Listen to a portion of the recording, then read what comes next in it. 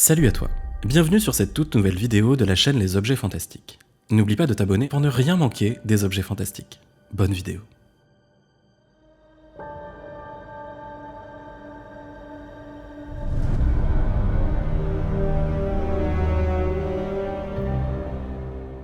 Après la chute des Régions, la Terre du Milieu tente de se consolider.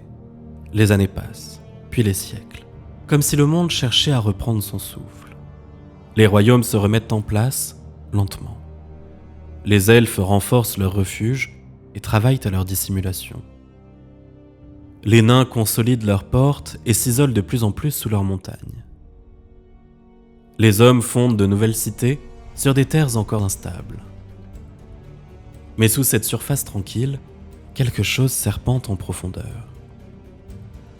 Dans les plaines de l'Est, un pouvoir que l'on croyait affaibli s'éveille à nouveau. Les ruines de Barad-dûr se couvrent de nouveaux murs. Son influence néfaste condamne le Mordor à l'obscurité. Sauron s'y est retranché après avoir saccagé Eregion, corrompu Numénor et assisté à sa submersion, où il perdit à jamais son enveloppe corporelle. Mais son esprit, lui, subsiste.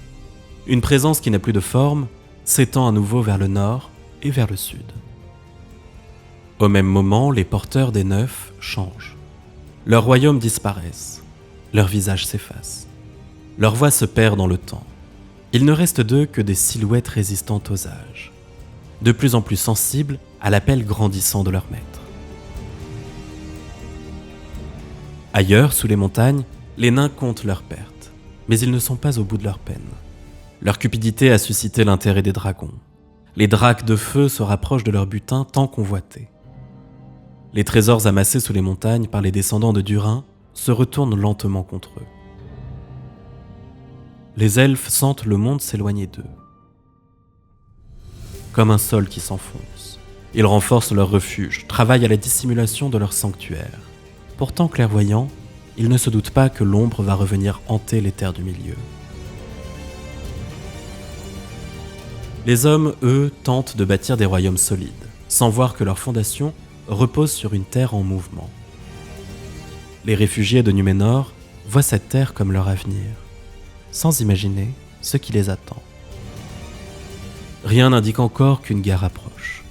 Rien ne laisse penser qu'un âge s'apprête à se fermer. Pourtant, tout converge vers cette direction inévitable. C'est dans ce moment, entre deux âges, que commence notre récit qui conclut le Silmarillion.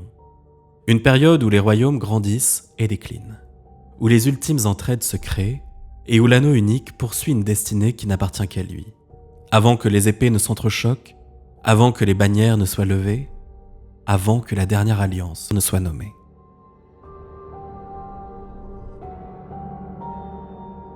Bienvenue dans le 5e épisode consacré au Silmarillion, la dernière alliance et le 3e âge. Chapitre 1. Le royaume des exilés.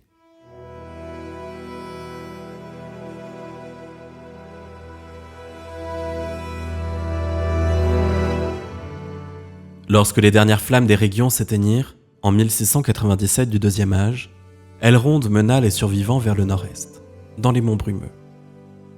Le royaume des artisans n'est plus qu'un champ de ruines.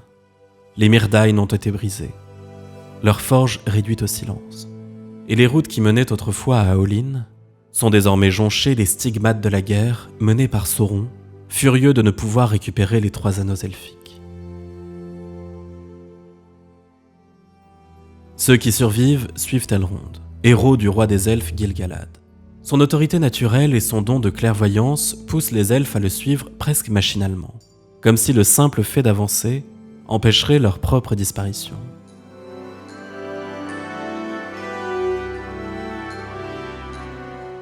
Mais leur fuite n'a rien d'une retraite organisée. C'est un arrachement.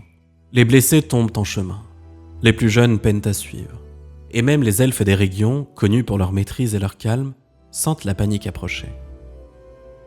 Elrond, lui, garde les yeux fixés sur les contreforts des monts brumeux. Il connaît ces terres. Des vallées étroites, des passages cachés, des rivières qui sculptent des abris naturels où même une armée victorieuse hésiterait à s'engager. Il ne cherche pas un trône, ni un nouveau territoire à gouverner. Seulement un endroit où les survivants pourront tenir assez longtemps pour que Sauron renonce à les poursuivre. Un refuge où se reconstruire à l'abri des ombres. C'est là qu'ils trouvent ce qu'ils cherchaient. Une vallée profonde, presque invisible depuis les hauteurs. La cité d'Imladris fut fondée en cette année-là.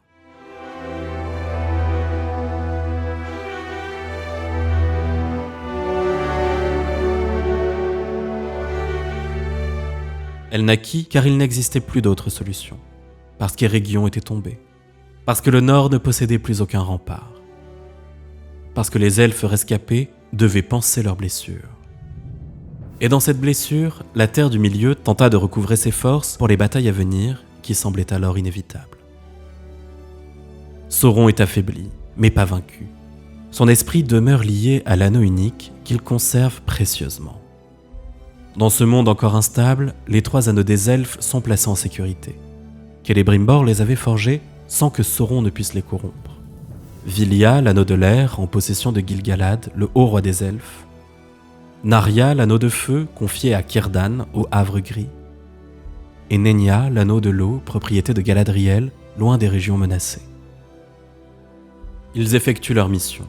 Protéger les royaumes elfiques de l'œuvre du temps, faire renaître le feu intérieur du courage et apporter la sagesse à un peuple qui a côtoyé de trop près le Seigneur des Ténèbres. Pendant un temps, tout semble tenir ensemble. Imladris sert de refuge et de lien entre les peuples libres. Et Sauron demeure piégé en ces terres, affaibli. Mais aucune de ses fondations ne repose sur une paix solide. Tout dépend encore d'un seul objet que personne n'a su détruire. L'anneau unique. Et tant que cet anneau existe, aucun peuple de la Terre du Milieu n'est à l'abri.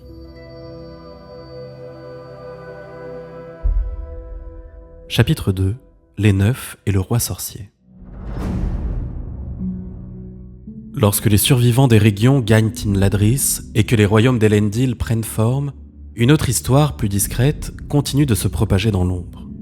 Elle ne concerne ni les elfes ni les Dúnedain, mais les lignées humaines qui, des siècles plus tôt, ont accepté les 9 anneaux offerts par Sauron. Ces anneaux n'ont pas encore dévoilé toute leur nature, mais leur travail a déjà commencé dans l'ombre. Les détenteurs des 9 appartenaient à de grandes lignées, rois, seigneurs de haut rang, chefs de cités puissantes. Tous avaient reçu leur anneau bien avant la chute des régions. Tous avaient vu leur richesse s'accroître, leur autorité se renforcer et leurs années s'étirer sans fin. Au début, rien ne distinguait ces hommes des souverains prospères que l'histoire avait toujours connus. Ils gagnaient en influence, multipliaient les victoires, étendaient leurs frontières. Puis, quelque chose changea. Les chroniques humaines cessèrent brusquement de mentionner leur mort. Les généalogies qui devaient les remplacer s'interrompirent sans raison. Certaines cités gardèrent le nom de leur seigneur pendant des périodes beaucoup trop longues pour qu'un mortel puisse les gouverner. Et lorsque des voyageurs évoquèrent ces rois, les descriptions variaient. Certains parlaient d'un souverain voilé, d'autres d'une silhouette toujours drapée, d'autres encore d'une voix qui ne correspondait plus du tout au visage qu'ils apercevaient. La transformation des 9 était inexorable. Inchangés par les années, les porteurs des 9 anneaux des hommes commencèrent à se détacher de leur propre chair. Leur corps répondait encore, mais l'anneau imposait ses règles. Leur vision se troubla, leurs mots perdirent leur chaleur, et la frontière entre le monde visible et invisible, celui des ombres où Sauron étendit sa volonté, se déplaça lentement. Puis vient le moment où les rois et seigneurs ne se montrèrent plus. Leurs portes restèrent fermées, leurs pas ne résonnèrent plus dans leur salle du trône. Et bientôt, c'est tout leur royaume qui tombèrent, faute de souverain véritable. Ceux qui tentèrent de savoir ce qu'ils sont devenus n'obtinrent jamais de réponse.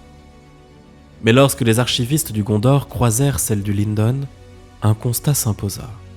Les porteurs des 9 ont disparu au même moment, comme s'ils avaient été rappelés ailleurs.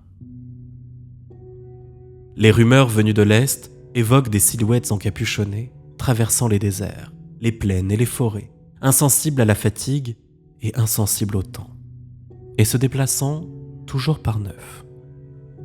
C'est dans cette période d'effacement que se détache une figure, le plus puissant des porteurs, le premier à s'être entièrement perdu dans le monde invisible.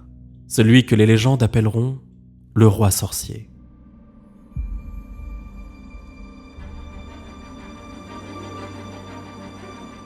Son origine exacte reste incertaine. Plusieurs royaumes revendiquent son nom, mais aucun ne peut le prouver. L'anneau a effacé son histoire aussi sûrement qu'il a prolongé son existence. On sait seulement qu'il fut jadis un souverain redouté, un guerrier capable de diriger des armées entières et qu'il possédait une volonté suffisamment forte pour survivre plus longtemps que les autres à l'emprise de Sauron. Lorsqu'il se soumet totalement, il devient le premier des Nazgûl, les spectres de l'anneau, entièrement dévoués à l'anneau unique. C'est le roi sorcier qui deviendra le commandant des 8 autres, celui qui captait la volonté de l'unique avec le plus de précision. Sa présence ne laissa aucune trace visible, mais partout où il passa, les hommes sentirent le froid, la peur et l'impression d'être observés par quelque chose qui n'a plus de visage. En 2251 du Deuxième Âge, les Nazgûl apparaissent ouvertement pour la première fois. Ils avancent, lentement, inévitablement. Leur simple présence suffit à faire tomber des royaumes affaiblis par leur propre discorde. Les hommes qui refusent de s'agenouiller devant eux disparaissent. Leurs villes deviennent silencieuses, et leurs frontières se délitent sans bataille. Le roi sorcier n'a pas encore de royaume, pas encore d'armée, pas encore de couronne, mais il possède quelque chose de plus dangereux, le temps, et une patience qui n'appartient plus aux vivants. Lorsque les royaumes d'Elendil se consolident et que les elfes se rassemblent autour de leurs anneaux préservés, un autre pouvoir, invisible et méthodique, commence à dessiner ses propres lignes sur la carte du monde. L'ombre n'a pas besoin d'étendard pour avancer. Elle se glisse dans les ténèbres, et bientôt, elle va se faire un nom.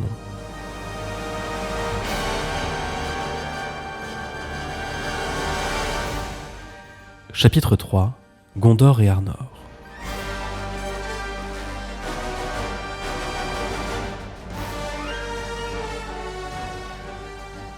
Quand Numénor sombre dans la mer, les rares survivants fidèles au Valar atteignent finalement les côtes de la Terre du Milieu.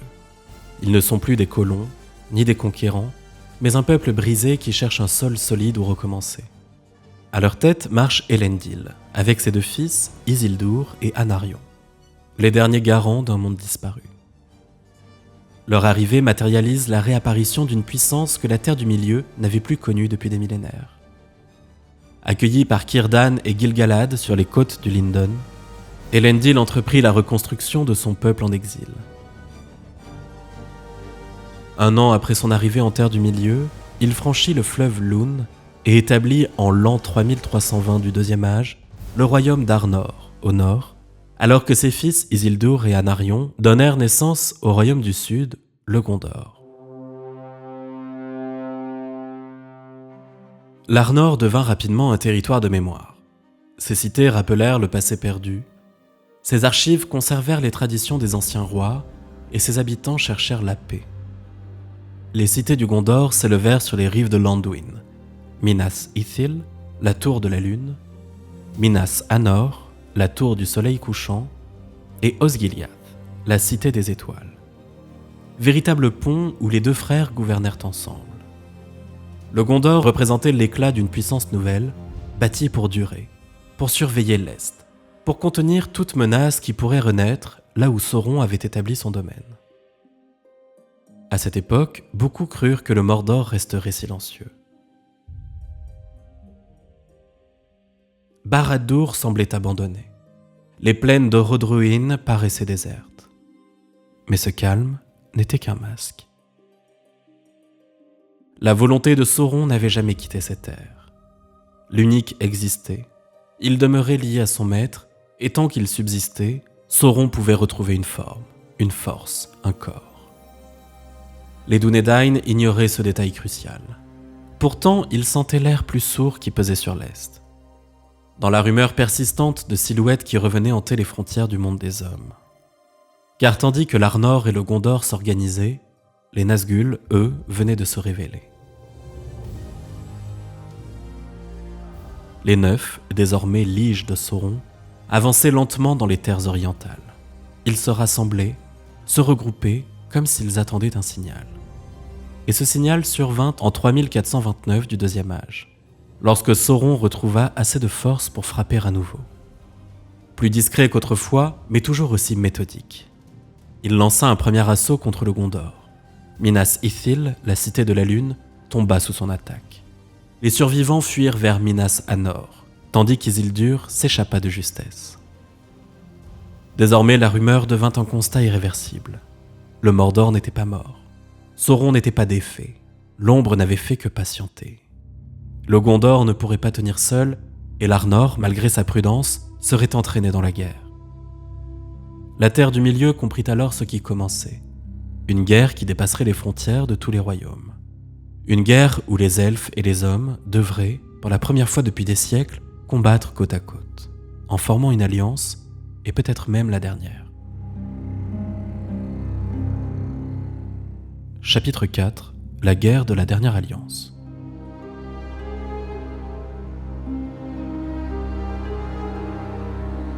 Lorsque Minas Ithil tomba sous l'assaut de Sauron, le Gondor comprit qu'il s'agissait du retour de l'ennemi, celui que même les elfes n'avaient jamais réussi à détruire.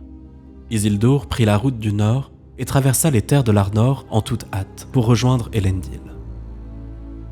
À peine arrivé, il prononça les mots que son père redoutait depuis des années. Sauron avait déclenché une nouvelle guerre, et la réponse ne se fit pas attendre. Elendil appela ses alliés du Lindon, et Gil-galad, haut roi des Noldor, accepta sans hésiter. Les deux souverains savaient que cette guerre ne pouvait être gagnée que si leurs peuples marchèrent ensemble. La menace pesait désormais sur l'avenir tout entier de la Terre du Milieu. Alors, elfes et hommes commencèrent à rassembler leurs forces. Dans le nord, les bannières de l'Arnor se déployèrent une dernière fois sous un même roi. À l'ouest, le Lindon envoya ses archers, ses forgerons, ses capitaines. Depuis leur refuge, Círdan et Elrond rejoignirent l'armée, porteurs d'une sagesse qu'aucun champ de bataille ne pouvait effacer. Au sud, Anarion tenait encore le Gondor, repoussant chaque assaut pour offrir à l'Alliance le temps dont elle avait besoin. Lorsque la marche commença, deux peuples, séparés par l'histoire mais réunis par une menace commune, avançaient côte à côte.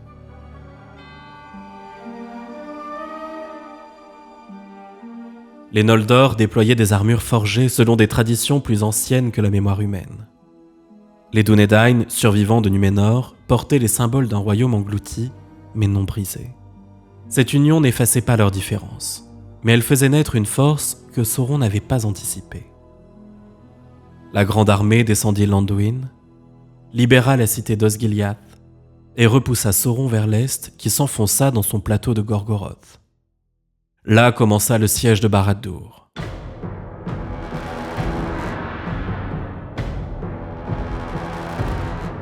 Une guerre longue, brutale, où aucune victoire nette ne parvenait à briser l'endurance du Mordor. 7 années d'épuisement, de perte, de patience. Mais la tour ne cédait pas. Ses fondations, nourries par l'unique, résistaient à toutes les armes, qu'elles soient elfiques ou humaines. Et c'est là que Sauron finit par sortir de lui-même. Vêtu d'une armure noire et portant l'anneau unique, il s'avança, quasi invincible, sur le champ de bataille, comme une ombre incarnée. Là, sous les murs de sa propre forteresse, il affronta 2 des plus grands rois de leur temps. Gil-galad fut le premier des 2 à périr dans la lutte. Puis Elendil tomba à ses côtés. La victoire semblait appartenir à Sauron. Mais Isildur s'avança, saisit les fragments de Narsil, l'épée brisée de son père, et frappa. L'anneau unique quitta la main de Sauron, et son armure s'effondra. Les chroniques nommèrent cela la fin du Deuxième Âge et la défaite de Sauron. Sa forme disparut, mais son esprit ne mourut pas. Il ne pouvait pas mourir tant que l'anneau subsistait. Une fracture dans la guerre, et non son achèvement. Isildur tenait l'anneau dans sa main, et à cet instant précis, le destin du Troisième Âge venait de basculer. Une seule décision, détruire l'anneau ou le garder, déterminerait l'avenir de tous les royaumes des elfes et des hommes. Et Isildur fit un choix, mais le mauvais. Chapitre 5. Le Troisième Âge.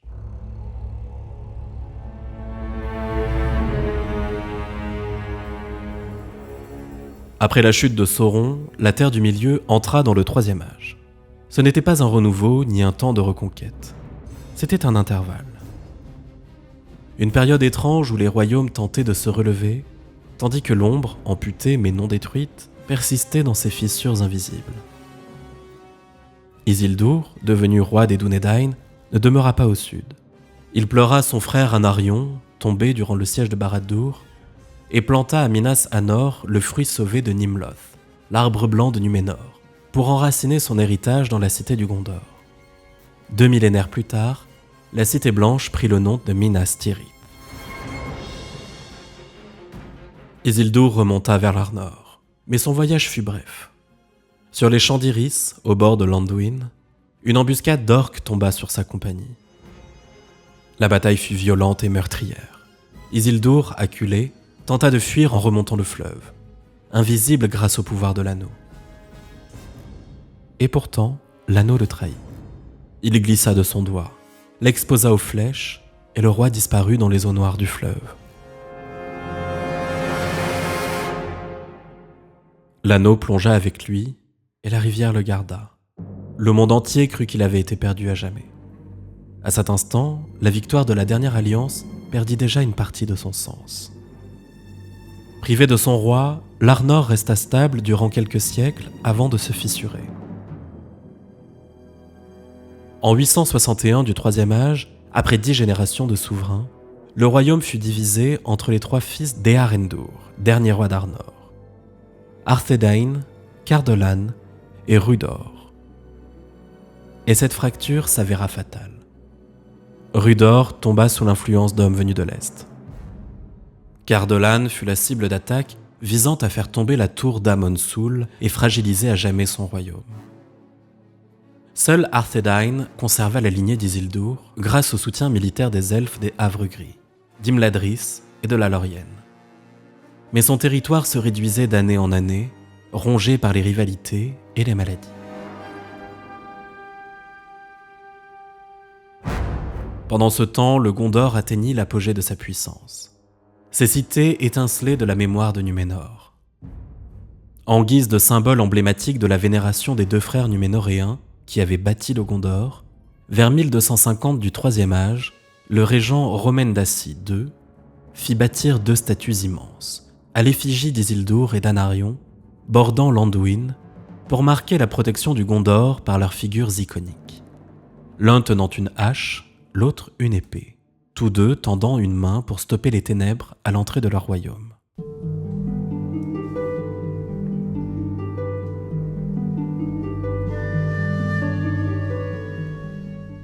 Chapitre 6 – Entre 2 ténèbres.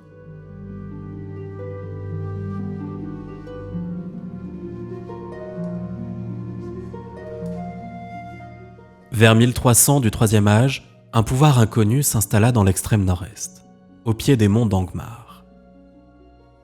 Les chroniques parlaient d'un seigneur encapuchonné, d'une volonté glacée capable de soumettre des peuples entiers sans lever une armée. Ce seigneur n'était autre que le premier des Nazgûl, le roi sorcier, celui qui avait totalement disparu du monde des vivants pour servir la volonté de Sauron.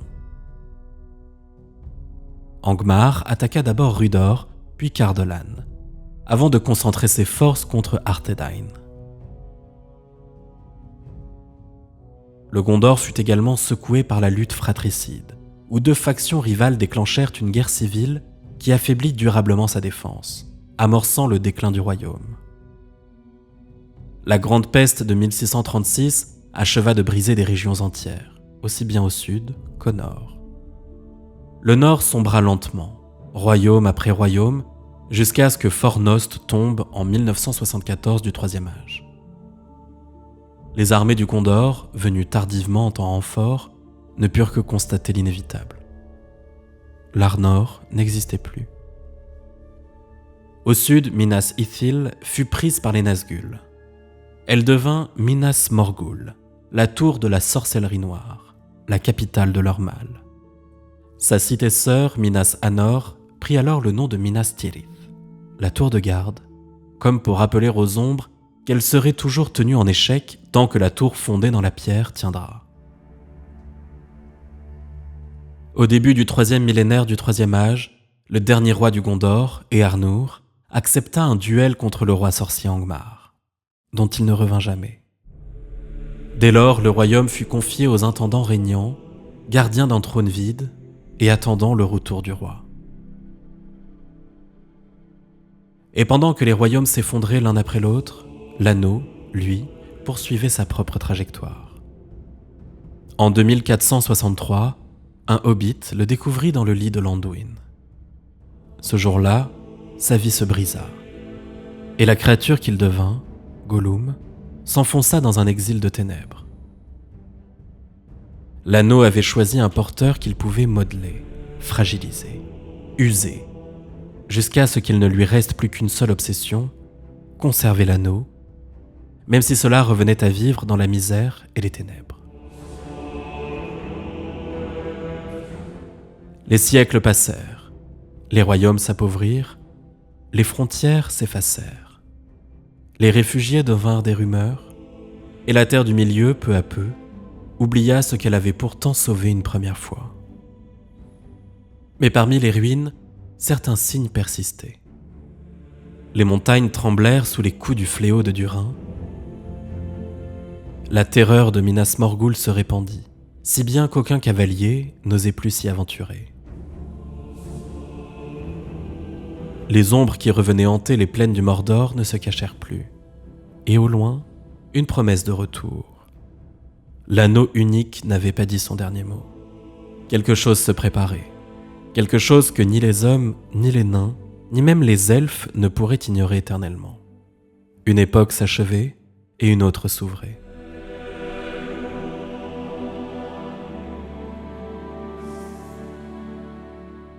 Mais personne alors ne savait encore qu'elle conduirait au récit d'un dragon, d'un hobbit, d'un anneau retrouvé, d'une compagnie dévouée à le détruire, et d'un âge qui toucherait à sa fin.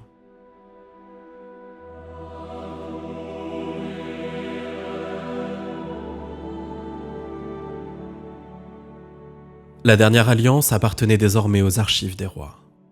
Mais le véritable combat, lui, n'avait pas encore commencé. La terre du milieu respirait une dernière fois, avant que le vent ne se lève au-dessus de la comté, avant que l'ennemi ne ressurgisse enfin, et avant qu'un nouveau récit ne prenne la relève.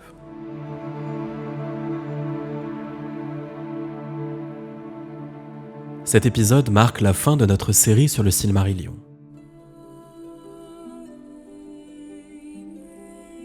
Bien sûr, nous nous sommes concentrés uniquement sur les événements et les personnages les plus emblématiques de ce conte. Je te conseille vivement de lire le livre, bien que parfois difficile, mais j'espère que mes vidéos t'auront permis d'appréhender un peu plus sereinement sa lecture. Et n'oublie pas, derrière chaque histoire, il y a un monde. Derrière chaque monde, une personne qui le crée. Alors si tu veux apprendre à créer le tien, à donner vie à tes propres objets, tes héros, ta magie, découvre ma collection d'e-books d'aide à la création littéraire Les Objets Fantastiques. Le lien est en description. Les Objets Fantastiques décryptent tes univers fantastiques préférés de science-fiction ou de fantasy, à la fois sur Instagram, TikTok, YouTube et Spotify Podcast.